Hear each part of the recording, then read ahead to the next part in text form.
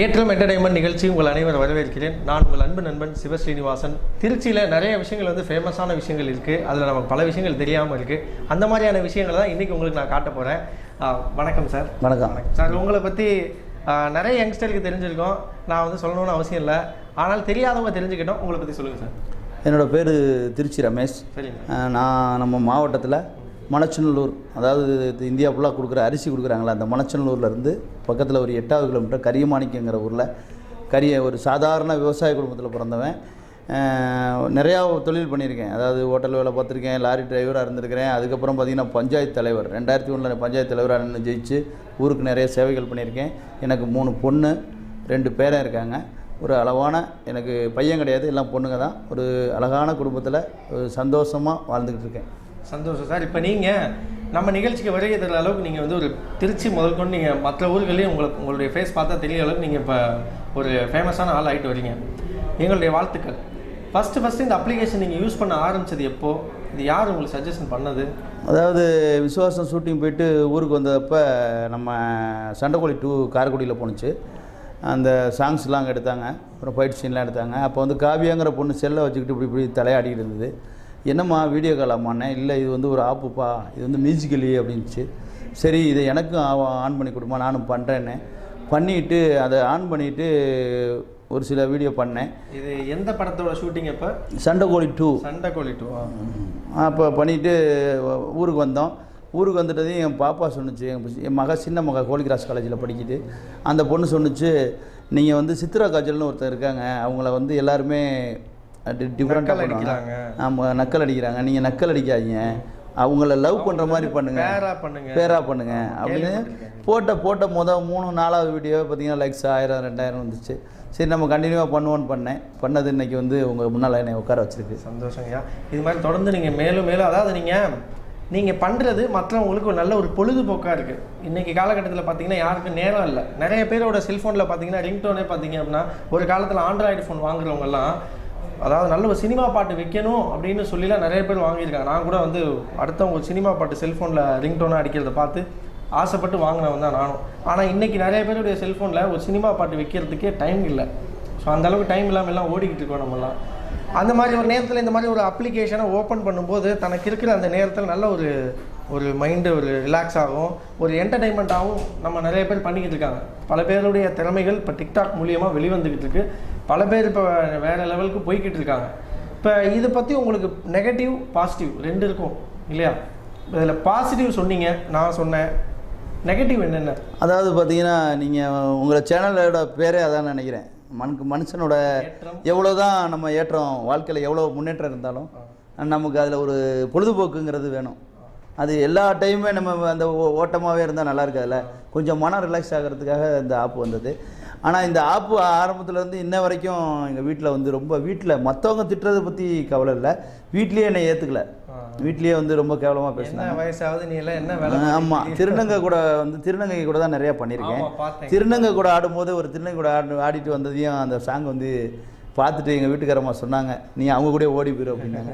அவங்க கூட ஓடுறதுக்கு ஒன்றேதுக்கு கட்டினேன், யாரு கூடயும் ஓட மாட்டேன். சினிமா நடிகனுங்கிறவன் எல்லாத்துக்கூடையும் ஒரு ஜாலியாக என்ஜாய் பண்ணோம் அப்படின்னு. அப்புறம் கமெண்ட்லாம் பார்த்தீங்கன்னா, ஸ்டார்டிங்கில் சித்ரா காஜல் கூட பண்ணும்போது போட்டாங்க, சரியான ஜோடி பொருத்தம் அப்படின்னு போட்டாங்க. ரைட்டரா, அருமையாக நம்ம கமெண்ட். அடுத்த கமெண்ட் பார்த்தீங்கன்னா, அருமை அட்டகாசம், அந்த மாதிரி ஜோடி உலகத்துலேயே இல்லை, லைலா மஜ்னு அப்படி இப்படின்னாங்க. அப்புறம் கொஞ்சம் காலம் ஆனதையும், ஸோ ஏன்டா சொட்டை உனக்கு வேறு வேலை இல்லையா அப்படின்னு போட்டாங்க. ரைட்டு பரவாயில்ல, நம்ம பசங்க தான். அதுக்கப்புறம் பார்த்தீங்கன்னா, அப்போ எஸ்வி சேகரை பற்றி ஒரு பிரச்சனை ஓடிட்டு இருந்தது. எஸ்வி சேகரை பிடிக்கிறீங்களோ இல்லை, இது 2ஐயும் பிடிச்சி உள்ளே போடுங்கன்னு ஒரு கமெண்ட் இருந்துச்சு. அதையும் ஜாலியாக எடுத்துக்கிட்டேன். அப்புறம் பார்த்தீங்கன்னா, கடற்கரை ஓரத்தில் நின்றுக்கிட்டு அவங்கள பற்றி பாடினதையும், இது 2ஐயும் பிடிச்சி அப்படியே கடலில் தள்ளி விட்ருங்கடா அப்படின்னு கமெண்ட் இருந்துச்சு. இந்த மாதிரி பேடு கமெண்ட்ஸ் நிறையா வரும். அதாவது பெரிய உலகத்தில் பார்த்தீங்கன்னா, பெரிய சார்லி சாப்பிள்ல இருந்து இன்றைக்கி அமெரிக்கா வாழ்ந்துக்கிட்டு இருக்கிற டொனால்டு ட்ரம்ப்லேருந்து இன்றைக்கி இந்தியா வாழ்கிற மோடி வரைக்கும், தமிழ்நாட்டில் ஆள்ற நம்ம எடப்பாடி பழனிசாமி முதல்வர், விமர்சனம் இல்லாத ஆளே கிடையாது. அதாவது நம்ம கொய்த்துக்கு போயிருந்தேன். கொய்த்து நண்பர்கள்லாம் நம்மளை கூப்பிட்டு ஒரு பாராட்டு விழா நடத்துனாங்க. அப்போ விமர்சனங்களை நம்ம எப்படி எடுத்துக்கணுங்கிறது இது உதாரணமாக வச்சுக்கோங்க. ஒருத்தன் போடுறான், அதாவது இந்த ஆள் என்ன சாதிச்சிட்டாரு, இவருக்கு இவ்வளோ பெரிய மரியாதை பண்ணுறீங்க அப்படின்னா, ஜெயலலிதாவோட பெரிய அளவுக்கு பாதுகாப்பு கொடுக்குறீங்களே அப்படின்னாரு. அப்போ நான் அதை எப்படி எடுத்துக்கிட்டேன்னா, நம்மளை கம்பேர் பண்ண பார்த்தீங்கன்னா ஒரு ஜெயலலிதா அம்மா மக்கள் மனசில் வந்து ஒரு நீங்கள் இடம்பெற்ற ஒரு ஜெயலலிதா அம்மாவோட நம்மளை கம்பேர் பண்ணும்போது நான் அதை மகிழ்ச்சியாக எடுத்துக்கிட்டேன். திட்டத்தை வந்து நம்ம மாற்றி எடுத்துக்கணும். அதனால நிறைய கமெண்ட்ஸ் பேட்ஸ் கமெண்ட்ஸ் வரதான் செய்யுது. இயக்குநர்களை பற்றி வருது, நடிகைகளை பற்றி வருது, நடிகர்களை பற்றி வருது. ஏன் சொல்லப்போனால் அவங்க சேனலில் வந்து நீங்கள் பண்ணும்போது நல்ல விஷயம் சொல்லும்போது அதில் 4 பேர் பேட் கமெண்ட் போட தான் செய்கிறாங்க. ஆனால் அந்த வந்து நீங்கள் வச்சுருக்கீங்க பாரு பேர், அந்த பேரை எல்லாருமே அந்த பேர் மாதிரியே நம்ம வாழணும்னு நினைக்கணும். எவ்வளோதான் ஏற்றம் இருந்தாலும் நமக்கு கொஞ்சம் பொழுதுபோக்கு வேணும். அது நம்ம குடும்பத்தோடையோ இல்லை நம்ம நண்பர்களோடையோ நம்ம இனத்தோட தானே நம்ம பண்ணுறோம், தமிழ் இனம். அதனால் அதை நம்ம ஏற்றுக்க தான் வேணும். ஆக்சுவலாக இந்த அப்ளிகேஷன் அப்படின்றது ஒரு பொழுதுபோக்கு சார்ந்த அப்ளிகேஷன் தான். அவங்களுக்கு நேரம் கிடைக்கும் போது பண்ணுறாங்க. நான் கூட ஒரு 25 வீடியோ கிட்ட பண்ணியிருந்தேன். ஆனால் அந்த அளவுக்கு பெருசாக ரீச் ஆக கிடையாது. ஒன்று அவங்களுடைய ஃபேஸுக்காக ரீச் ஆகுது. சில பேர் பார்த்தீங்கன்னா நல்லா ஃபேமஸான ஆக்டர் ஃபேஸில் இருக்காங்க. நடிகர் சூர்யா மாதிரி ஒருத்தர் இருக்காரு. நம்ம சேனல்லே பார்த்தீங்கன்னா சிம்பு மாதிரி இருக்காரு, சிவகார்த்திகை மாதிரி இருக்காரு, விக்னேஷ் நண்பர் கூட பேசிட்டு போயிருந்தாரு. இப்போ நீங்கள் பார்த்தீங்கன்னா அந்த மாதிரி யார் ஜாடையிலையும் இல்லை. ஆனால் நீங்கள் வந்து உங்களுடைய டைம் இதில் ஸ்பெண்ட் பண்ணுறீங்க, உங்களுடைய திறமை இதில் பதிவு பண்ணுறீங்க.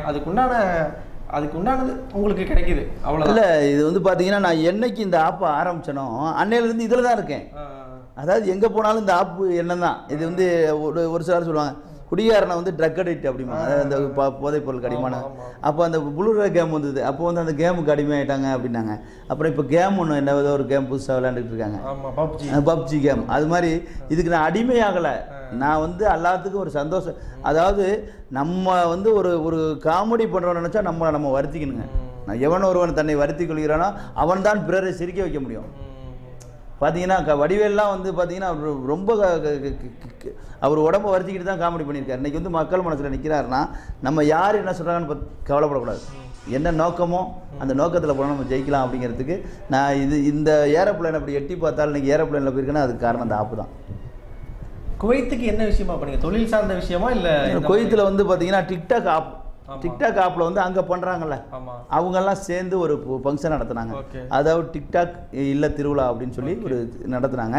அங்கே இங்கேருந்து பொழைக்க போனாங்க பாருங்கள், வேலைக்காக.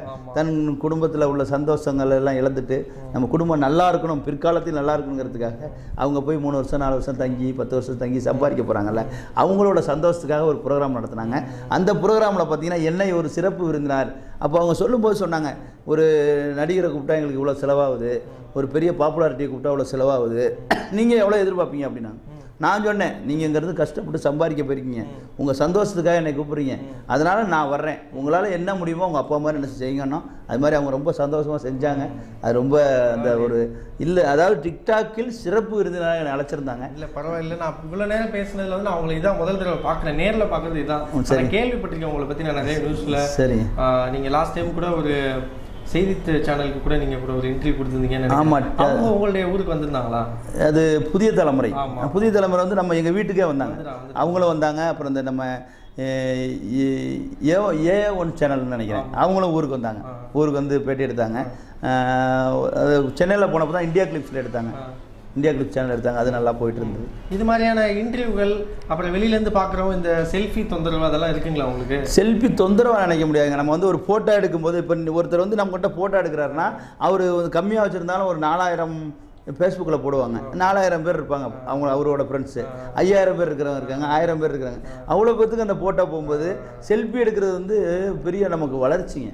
இந்த ஒரு படத்தில் இவர் சொல்லுவார், பவர் ஸ்டார் வந்து ஒரு படத்தில் சொல்லுவார், நீங்கள் எந்த அளவுக்கு கிண்டல் பண்ணுறீங்களோ அந்த அளவுக்கு நான் உயர்ந்துக்கிட்டே போவேன். ஆமாங்க, வைர கல்லுங்கிறாங்க, அது தீட்ட தானே. நம்ம எவ்வளோக்குள்ள தீட்டுறமோ அவ்வளோக்குள்ள தானே பளிச்சுன்னு வரும். கழுவி ஊற்ற நம்ம பளிச்சுன்னு வரும்.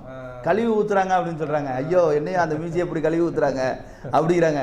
கழுவுதாங்க ஒரு பாத்திரம் பளிச்சுன்னு ஆகும். ஒரு பாத்திரத்தை நம்ம அழுக்காக இருக்கிற பாத்திரம் சுத்தம் பண்ணால் கழுவி ஆகணும்ல. நம்மளோட உள்ள அழுக்குகளை துடைப்பதற்கு அவங்க கழுவுறாங்க. சரி, இப்போ உங்கள் திறமையை நிரூபிச்சிட்டீங்க. உங்களுக்குள்ள இந்த மாதிரி ஒரு டேலண்ட் இருக்குன்றதை இந்த என்ன சொல்றது, இந்த தளம் மூலியமாக, டிக்டாக் தளம் மூலியமாக நீங்கள் நிரூபிச்சிட்டீங்க. சரி, இப்போ மேற்படி வாய்ப்புகள்லாம் உங்களை தேடி வந்தா நீங்கள் தொடர்ந்து முயற்சி பண்ணிட்டு இருக்கீங்க? இல்லை, நான் வந்து கிட்டத்தட்ட ஒரு 8 வருஷமாக சினிமாவில் தாங்க இருக்கேன். 8 வருஷமாக இருக்கும்போது மலையாளத்தில் ஒரு 4 படம் பண்ணியிருக்கேன், தெலுங்கில் ஒரு 2 படம் பண்ணியிருக்கேன், தமிழில் கம்மியாக வச்சுக்கலாம் 30 படம் பண்ணியிருக்கேன். 30 படத்தில் பார்த்தீங்கன்னா இப்போ கூட யோகி பாபு கூட காமெடியில் பண்ணியிருக்கேன். ஹீரோவாக நடிக்கிற அந்த படம் இல்லை, ஆரோ ஓவியா ஹீரோ, ஆரோ ஓவியா பிக் பாஸில் உள்ளவங்க பண்ணியிருக்காங்க. அதில் வந்து கேஎஸ் ரவிக்குமார் நடிக்கிறார் யோகி பாபு அப்பாவா. நான் யோகி பாபுவோட பாடி கார்டாக அந்த படத்தில் பண்ணியிருக்கேங்க. 3 நாள் சீன், 3 நாள்லேயும் ஒரு 4 காமெடி இருக்குது. அந்த மாதிரி வாய்ப்புகள் வந்து நான் இது வந்து டிக்டாக் முன்னாலேயே நான் சினிமாவில் இருக்கிறனால நமக்கு கொடுக்குறாங்க. இன்னும் முதல்ல வந்து சைடில் நிற்போம், இப்போ கொஞ்சம் முன்னால் கொடுக்குறாங்க. ஆமாம், 10ஓட 11 நிற்போம், இப்போ 10க்கு முன்னால் முதல்ல நிற்கிறோம். அந்த வாய்ப்பு வந்து இந்த டிக்டாக்ல உள்ள நம்ம சொந்தங்கள் உறவுகள் நமக்கு ஏற்படுத்தி கொடுத்தது. சரிங்க, இப்போ வளர்ந்து வரக்கூடிய மற்ற டிக்டாக் யூஸ் பண்ணக்கூடிய யங்ஸ்டருக்கு என்ன சொல்ல விரும்புகிறீங்க? அதாவது முடிஞ்ச அளவுக்கு சமுதாய நோக்கத்தோடு பண்ணணும். சமுதாயம் அதாவது ஒரு நல்ல விஷயங்கள் அசிங்கம் இல்லாமல் அழகாக அதாவது பண்ணணும். அதே சமயத்தில் நீங்கள் பார்க்குறவங்க என்ன பண்ணணும், ஒருத்தர் இப்போ நீங்கள் பண்ணுறீங்கன்னா அதை வந்து நல்லா இருக்கோ நல்லா இல்லையோ அதை வந்து அவங்கள வந்து கமெண்ட்டில் வந்து அதாவது அசிங்கப்படுத்தாமல் அழகாக அவங்கள ஒருத்தர் திட்டணும்னா, ஆமாம், ஒருத்தர் திட்டணும்னா உங்களை எப்படி திட்டணும்னா, தம்பி இப்படி இருக்கியாப்பா, இது நல்லா இருக்கா, நல்லா பண்ணுப்பா, உன்னை எல்லாம் எதிர்பார்க்குறாங்க அப்படி சொல்லு. அசிங்கமாக பண்ணும்போது அவனோட மனம் உடையுது. அவன் வந்து என்ன நோக்கில் வரான்னா அந்த பாதை மாறுது. கேவலமாக ஒருத்தனை திட்டும்போது எல்லாருமே ஏற்றுக்க மாட்டாங்க. நான் பஞ்சாயத்து தலைவராக இருந்தப்போ எல்லாருமே என்னை திட்டியிருக்காங்க, ஆடு கொடுத்தான். இப்போ உங்களுக்கு தொழில்னா என்ன, ஃபிக்ஸடான தொழில் என்ன? ஃபிக்ஸட்னா தொழில்னா சினிமா தான் என்னோடய வாழ்க்கையே. இனிமேல் தொழில்னு எதுவும் கிடையாது. நான் பேசிக்காக டிரைவருங்க, லாரி டிரைவராக ஓடினேன். அதுக்கப்புறம் பஞ்சாயத்து தலைவர் ஆனதுக்கப்புறம் அந்த வேலைக்கு போகல. அதுக்கப்புறம் சினிமாங்கிறது வந்து நானாக போகலை. நம்ம ஏரியாவில் திருச்சியில் வந்த ஒரு படத்தில் வேடிக்கை பார்க்க போயிட்டு அப்படியே நடிக்க போனது. அதில் அசிஸ்டன்ட் டைரக்டர்லாம் பழக்கமாகி அதுக்கப்புறம் திருச்சியில் சீனுக்கு உங்கள் முகம் தேவைப்படுதுன்னு அவங்க ஆமாம், வெத்து வெட்டுங்கிற படத்தில் நம்ம ஒரு பஞ்சாயத்து வச்சாங்க. அதுக்கப்புறம் அவங்களாம் தொடர்பில் இருக்கவும் என்னை கூப்பிட்டாங்க, போனேன். இது வந்து பார்த்தீங்கன்னா எங்கேயோ போனால கூப்பிட்டு சினிமாக்களில் விட்ட மாதிரி தாங்க இந்த கதை. நான் வந்து இது விரும்பி போகலைங்க, அது விரும்பி என்னை கூப்பிட்டுருச்சு. அதே மாதிரி கலைத்தாய் என்னை அழைத்ததினால் நான் சென்றேன். ஓகேங்க. இப்போ இந்த வாரத்தில் பார்த்தீங்கன்னா சிறப்பான ஒரு தினம் ஒன்று இருக்கு, மகளிர் தினம் 8 நாளை. ஆமாம், இந்த நாளுக்கு நீங்கள் என்ன சொல்ல விரும்புகிறீங்க? அதாவது நம்மளை வந்து பெற்றெடுத்த தாயிலிருந்து நம்மளோட அரவணைப்பு, அதாவது கஷ்டம் நஷ்டம் எல்லாத்துலேயுமே பங்கெடுக்கிறது மகளிர் தான். அதாவது மகளிர் வந்து நமக்கு வந்து தாய்க்கு அப்புறம் அவங்களும் ஒரு கடவுள் மாதிரி தான். தாயை எப்படி மதிக்கிறோமோ அவங்களையும் ஒரு கடவுளாக தான் மதிக்கணும். அதாவது இப்போ மகளிர் பார்த்திங்கன்னா எல்லா துறையிலும் சாதிச்சுக்கிட்டு இருக்காங்க. எந்த துறையில் சாதிக்கிறேன்னு யாராலும் சொல்ல முடியாது. இல்லை, சொல்லவே முடியாது. ஆமாம், ஏன்னா சந்திரமண்டலத்துக்கு போயிட்டு வந்துட்டாங்க கல்பனா சால்வாய். அதுக்கப்புறம் பார்த்திங்கன்னா வீர பெண்மணி இந்த அன்னை தெரசா, நம்ம ஜான்ஸ்டானிலேருந்து உலகத்தில் எல்லா இடத்துலையும் எல்லா பெண்களும் சாதிச்சுட்டு இருக்காங்க. 5 நாளைக்கு முன்னாடி வரைக்கும் நம்ம நாட்டை ஆண்டதே ஒரு நம்ம இந்திரா காந்தி அம்மா ஆண்டாங்க, நம்ம தமிழ்நாட்டை ஆண்டது ஜெயலலிதா அம்மா ஆண்டாங்க. அப்புறம் பார்த்தீங்கன்னா மேற்கு வங்காளத்தில் வந்து பார்த்தீங்கன்னா அங்கே ஒரு பெண்மணி சிறப்பாக எண்ணி இடங்க எல்லா விஷயத்திலும் கலெக்டர்லேருந்து எல்லா ஜாப்லேயும் இருக்காங்க. அதனால் அப்படிப்பட்ட ஒரு மகளிருக்கு வந்து ஒரு தினமாக கொண்டாடுறாங்க. அந்த தினம் வந்து பார்த்திங்கன்னா இதில் வந்து தோய்வுற்று இருக்காங்க பாருங்கள் அந்த பெண்மணிகள். நம்மளும் எல்லாத்துலேயும் சாதிக்க முடியும் அப்படின்னு ஒரு வீறு கொண்டு எழுந்து இந்த நாளை வந்து அவங்களுக்கு வந்து பிறந்த நாளாக வச்சு ஒவ்வொரு மகளிருக்கும் ஒரு பிறந்த நாளாக வைத்து வீட்டில் இருக்க ஒவ்வொருத்துக்கும் நம்ம சர்ப்ரைஸாக அவங்கள உற்சாகப்படுத்துகிற நாளைக்கு தான் அவங்களுக்கு பிறந்த நாள். அதாவது நம்ம சாதிக்க முடியுமா அப்படின்னு நினைக்கிறவங்கள நாளைக்கு ஒரு பிறந்த நாள் நினச்சி அதிலிருந்து அவங்க வீறு கொண்டு எழுந்து எல்லா துறையிலும் சாதிக்கணும். உங்களுக்கு என்ன நோக்கம் இருக்கோ அந்த துறையில் போய் அவங்க சாதிக்கணும். எந்த விமர்சனங்களுக்கும் கவலைப்படாமல் நீங்கள் அந்த அந்த விஷயத்தை நோக்கி போராடுங்கள். கண்டிப்பாக ஜெயிக்கலாம். உங்களுக்கு துணையாக நாங்கள் இருக்கிறோம். சேனலில் இருந்து பார்த்தீங்கன்னா ஒரு அருமையான சேனல். நீங்கள் எவ்வளோ தூரம் முன்னேறினாலும் சந்தோஷத்தோடு முன்னேறுங்கள். அதாவது ஒரு லைஃப்பில் வந்து கொஞ்சம் கொஞ்சம் என்ஜாய்மெண்ட்டோட முன்னேற்றத்தை காணுங்கள் அப்படின்னு வந்து இந்த சேனலில் சொல்கிறாங்க.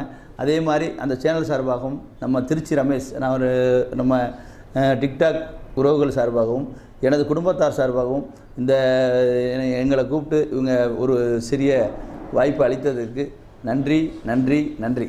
ரொம்ப நன்றிங்க. நீங்கள் வந்து உங்கள் தோற்றத்துக்கு ஏற்றதை விட ரொம்ப அதிகமான பணிவு உங்ககிட்ட இருக்குது. அதை பார்க்கும்போது எனக்கே கொஞ்சம் உங்கள் தோற்றத்தை பார்த்ததுமே முதல்ல பிரம்மாண்டமாக இருந்தது.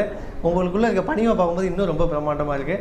ரெண்டும் சேர்ந்ததுனால கண்டிப்பாக உங்களுக்கு வந்து தலை அஜித் சொல்கிற மாதிரி எந்த அளவுக்கு வாழ்க்கையில் முன்னேறணும்னு நினைக்கிறோமோ அந்த அளவுக்கு கஷ்டங்களையும் துன்பங்களையும் தாண்டிட்டு நம்ம வந்து எந்த அளவுக்கு மரியாதையாக நடந்துக்கிறோமோ அடுத்தவங்களை பாவிக்கிறோமோ கண்டிப்பாக அதை நமக்கு ரிட்டர்ன் வரும்னு சொல்லுவாங்க. அதே மாதிரி உங்களுக்கு உண்டான கலைத்தாய் எப்படி உங்களை தேடி வந்ததோ அதே மாதிரி மீண்டும் மீண்டும் வாய்ப்பு உங்களுக்கு தேடி வரும்னு என்னுடைய சார்பாகவும் எங்கள் நிகழ்ச்சியோட சார்பாகவும் மக்களுடைய சார்பாகவும் தெரிவிச்சுக்கிறேன். எங்கள் நிகழ்ச்சிக்கு வரை வந்து ரொம்ப அதாவது நம்ம நாட்டுக்கு காந்தியடிகள் அமைதி போரில் வந்து சுதந்திரம் வாங்கினதுக்கு ரொம்ப பங்கு வகித்தார். அது மாதிரி எவன் ஒருத்தன் ஒரு அராஜகமோ அதிகாரமோ சாதிக்க முடியாது. அவர் சொன்னதுக்காக இதை சொல்கிறேன். அன்பு தான் என்றைக்கும் வெற்றியை தேடித்தரும். ஒரு மனுஷன் எவ்வளோ பெரிய உயரத்தில் இருந்தாலும் அன்பாக பழகிறோம், எவ்வளோக்கு அன்பாக பழகிறோமோ அந்த அன்பு தான் நம்மளை வெற்றியை தேடித்தரும். அந்த அன்புங்கிறது எல்லாத்துலேயும் இருக்கணும். எல்லாத்தையும் அதாவது நம்ம தமிழ் இனம் என்று பார்க்க வேண்டும். அதாவது தமிழ் இனம், அதாவது எல்லாருமே நானாக இருந்தாலும் சரி, பெண்களாக இருந்தாலும் சரி, நம்மளாக இருந்தாலும் சரி. இதில் வந்து இன்னொரு விஷயம் என்னென்னா திருநங்கைகள் வந்து எல்லாருமே தயவு செஞ்சு அருவருக்கிற மாதிரி நடந்துக்காதீங்க. அவங்க வந்து நம்ம வீட்டிலேருந்து ஒரு பிறந்த புள்ள, அவங்கள வந்து நாளைக்கு நீங்கள்லாம் இளைஞர்கள்லாம் இருக்கீங்க, அவங்களெல்லாம் வந்து தப்பாக பேசாதீங்க. நாளைக்கு நீங்கள் கல்யாணம் பண்ண காலத்தில் உங்களுக்கு அந்த மாதிரி ஒரு குழந்தை பிறந்தால் அதை நீங்கள் என்ன பண்ணுவீங்க? யோசிங்க. அதனால் அவங்களையும் நம்ம சகோதரியாக நினைத்து அவங்களிடம் அன்பு செலுத்துங்கள். நன்றி, வணக்கம். உங்கள் வாழ்க்கையில் முன்னேற்றம், ஏற்றம் இதெல்லாம் தேவையா? அருமையான விஷயங்களை தந்து கொண்டிருக்கும் அந்த ஏற்றம் முன்னேற்றம் சேனலை பாருங்கள். நாங்கள் பார்க்குறோம், நீங்களும் பாருங்கள். பார்ப்பீங்கன்னு எதிர்பார்க்குறோம். லைக் பண்ணுங்கள், கமெண்ட் பண்ணுங்கள், ஷேர் பண்ணுங்கள். நன்றி, வணக்கம். நன்றிங்க.